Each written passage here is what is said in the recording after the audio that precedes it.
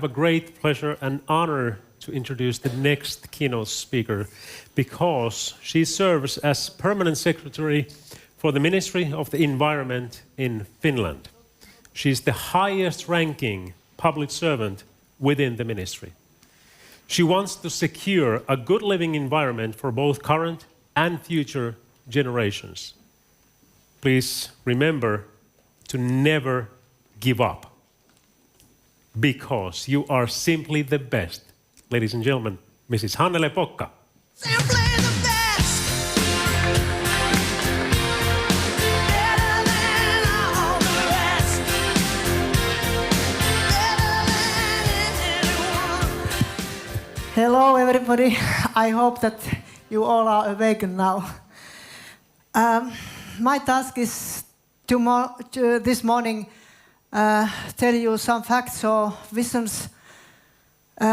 Do circular economy and the Arctic fit together? Does circular economy give some new possibilities, new jobs to Arctic? Is anyway circular economy something new for us who are living here in the north? But first, I have a question to you, dear ladies and gentlemen. Do you believe personally that circular economy give new jobs to the Arctic? Hands up if you... Oh, you are very positive. Thank you for that. Actually, when I first time heard the word circular economy, I was really confused. I heard when the scientific people and many intelligent people started to speak about circular economy, and I thought, what does they mean talking about that? I know what does mean circling some equipments. I circle bottles when I go to market. I circle newspapers. I am quite good to circle clothes and shoes. But circular economy, what does it mean? And then 2 years ago, I found myself sitting in a group chaired by Sitra, Finnish independent fund, and we were making together the first circular economy roadmap for Finland. And then I realized that circular economy is not the new trend. It can be a mega trend, but actually it's a new paradigm. It means that the way how we are living here in the globe, we, the whole mankind, somebody is producing equipments and then we use it, and then we throw away. It's no way to continue like that.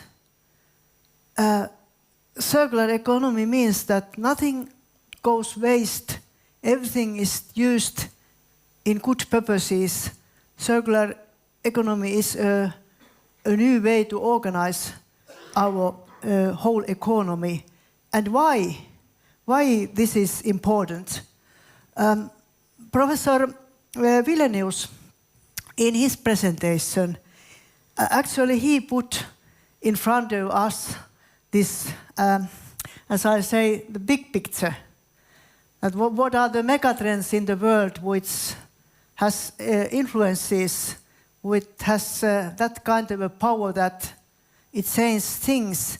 And if you remember, he has a very good presentation. He started in some part of his presentation speaking about increasing our population. We are now 7 billion, quite soon 9 billion. The trend is up. And then he spoke a little bit about urbanization. People like to move to cities. Also in developed countries, we see a very, very big megapolis in very different places all over the world. And also urbanization is very familiar also in Finland.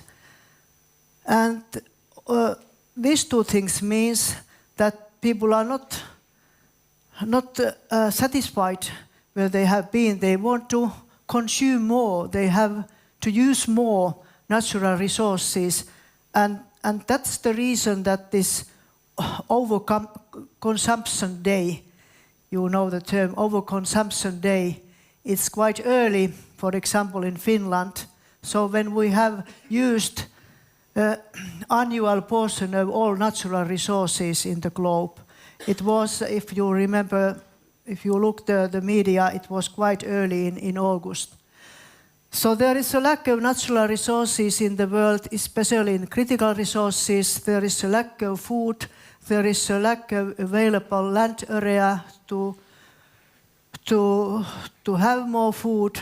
There is a lack of poor water, and also there is evaluated that critical resources are also oceans and also biodiversity. So it means to us that I am not an engineer, but I hope that I manage this.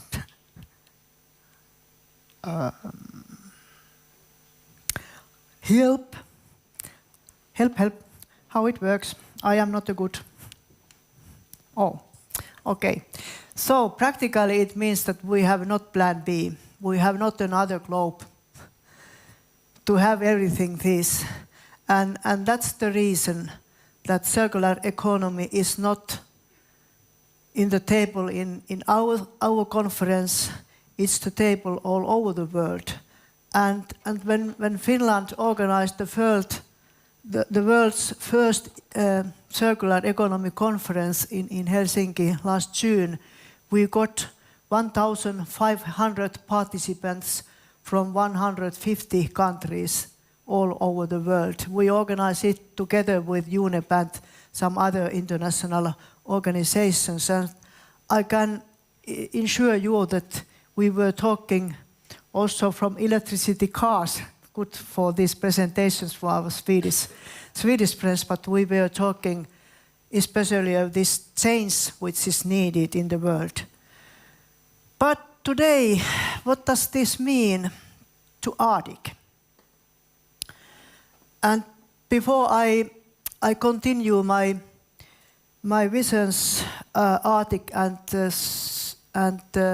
circular economy, what does it mean together? Some facts, what is happening in the Arctic. And what we know now is that the Arctic, this Arctic, what is the title in the Oulu airport, Oulu, the capital of the northern Scandinavia, or the capital of Arctic, as it says in my old hometown in Rovaniemi. Arctic is changing, and the third megatrend after increasing of population and lacking of natural resources is climate change.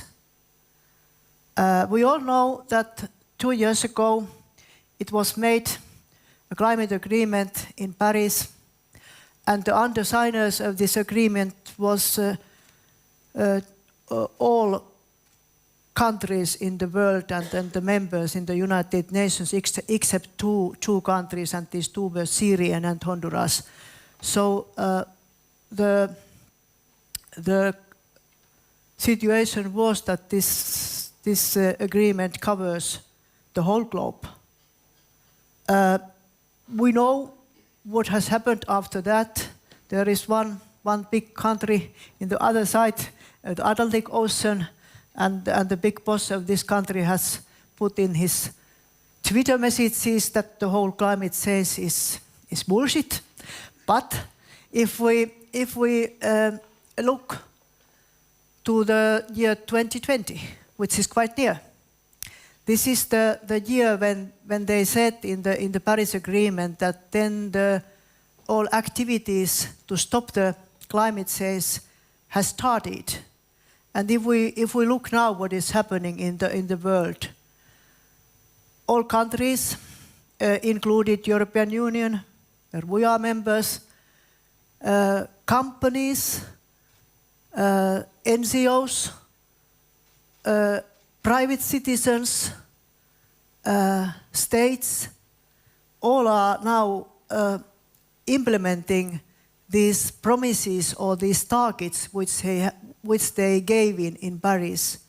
Also in United States, if we look big companies like Tesla or Apple or Microsoft or big states like California, all are doing their business and all are doing their targets to cut the emissions.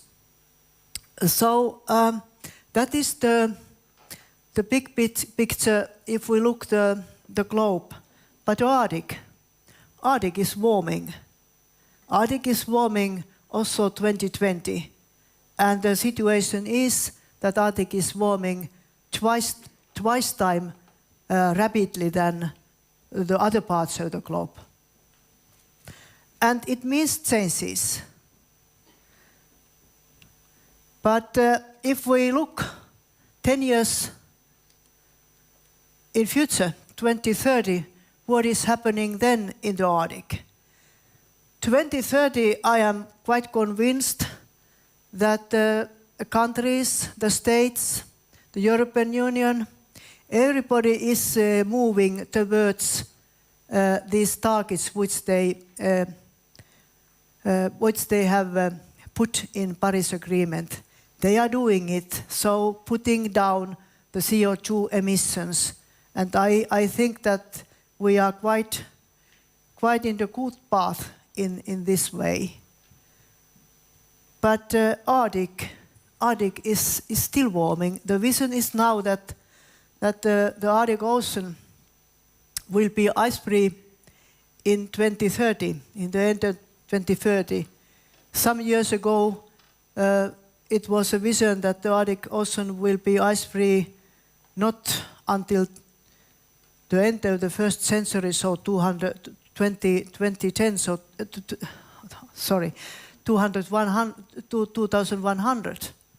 But now that is the vision, and we know that there are many kind of good proposals and a lot of hope that this free Arctic Ocean, Northwest Passage, so the new road from Europe to Asia via Arctic Sea will open new economic possibilities. But those who calculate what does it mean that glaciers are melting and the sea level is rising, they calculate how many bad consequences it will cause to coastlines all over the world, because what happens in the Arctic does not stop in the Arctic. It has consequences all over the world.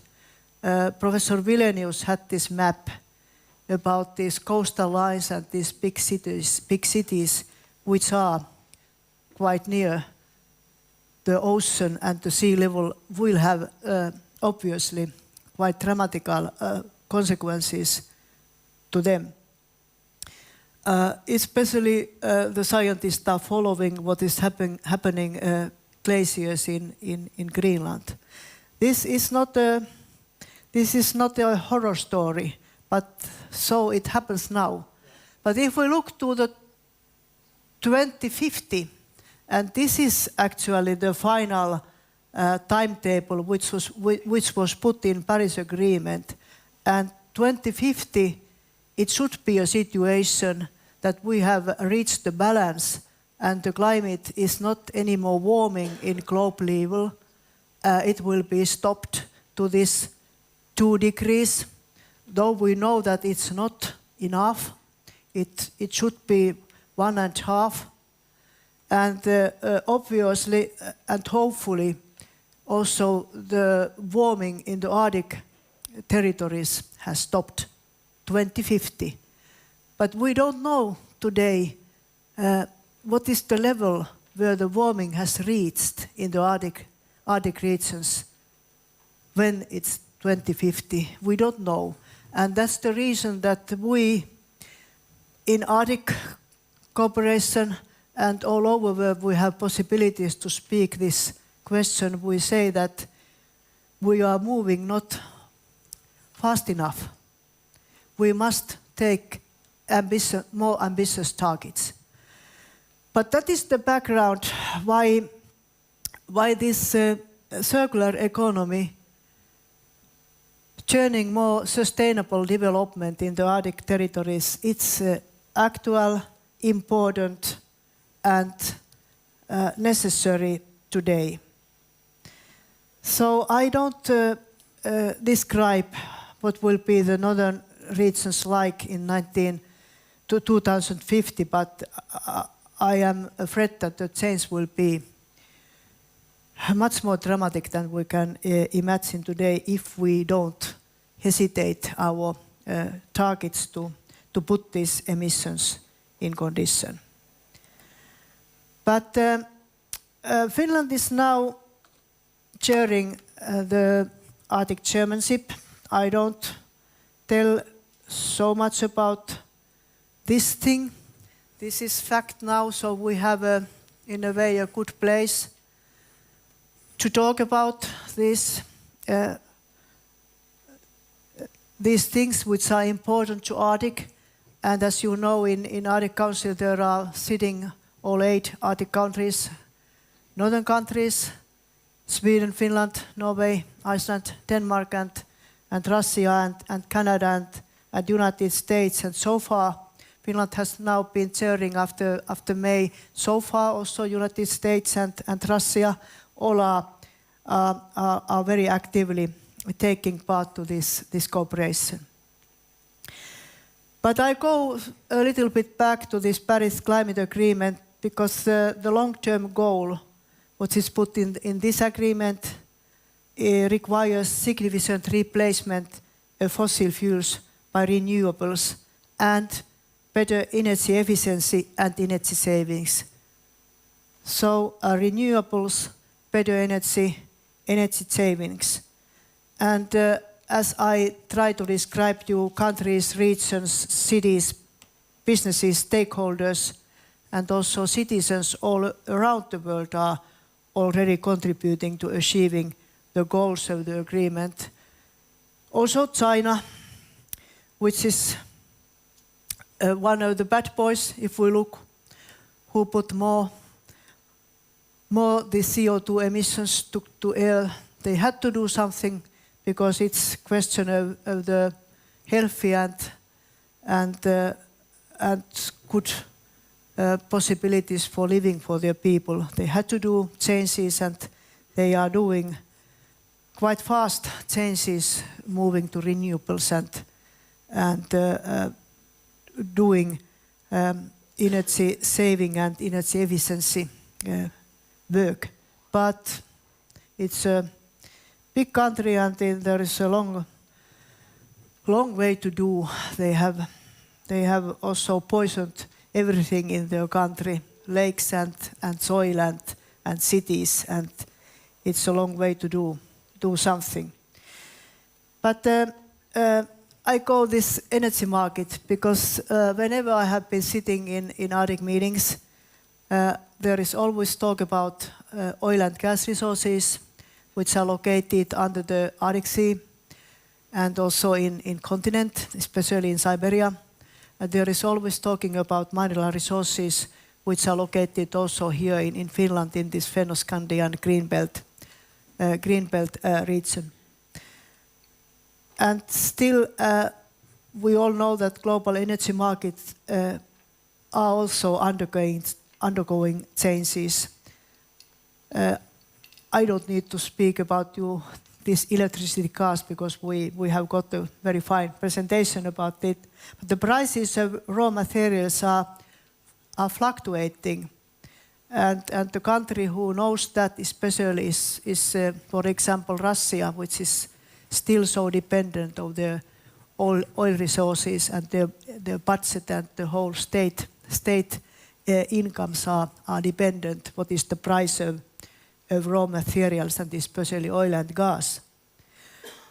So for the future of the Arctic, we need to consider a broad range of opportunities for our societies. Relying on a single or few raw materials is not a sustainable choice for our economic security in the long term. So simply I mean that speaking only about oil and gas and other raw materials, it's not enough. But I know that when I am talking with my Russian friends, they don't believe me, and they say that, oil and gas, it's important to us. But they have also at least begin to talk about circular economy, and I said that you have a lot of potential for that. A circular economy fits actually very good in this new Arctic picture. Not so much talk about a few materials, a little broader aspect to the future. So we need to identify new pathways for our economy and new ways to produce, to deliver, and to consume goods and services, and to manage our economic activities. We need to do this to safeguard our environment, but not only because of the diminishing raw materials in the globe, but also for reasons of long-term security and the sustainability of our societies. I don't need to talk about due to hurricanes or big rainfalls. They are in the other parts of the globe, but also we see here that the weather is not as it was in old times. There is not so clear difference between seasons, and the snow does not come. It came in old times. So I think that here in Nordic Arctic regions, especially here in northern Scandinavia, we are actually in a good position to broaden our economic strategies and promote circular economy. And I have some examples to you.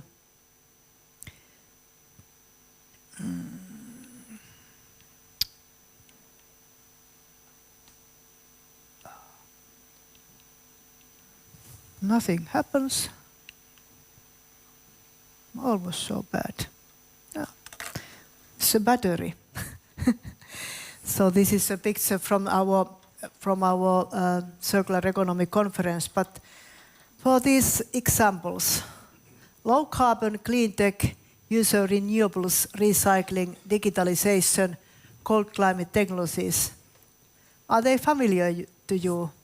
I think that these are our hotspots creating circular economy here in the north.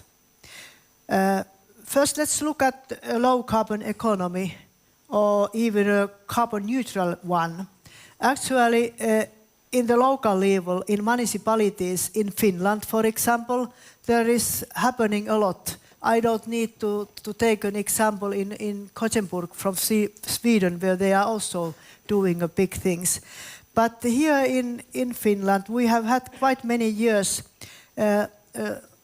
originally very small municipalities, after that little bigger, which put to them a faster time frame that has given in a Finnish national goal to be carbon neutral. They called themselves Hinku-kunnat, Hinku municipalities. So Hinku is a Finnish title which means carbon neutral local municipality.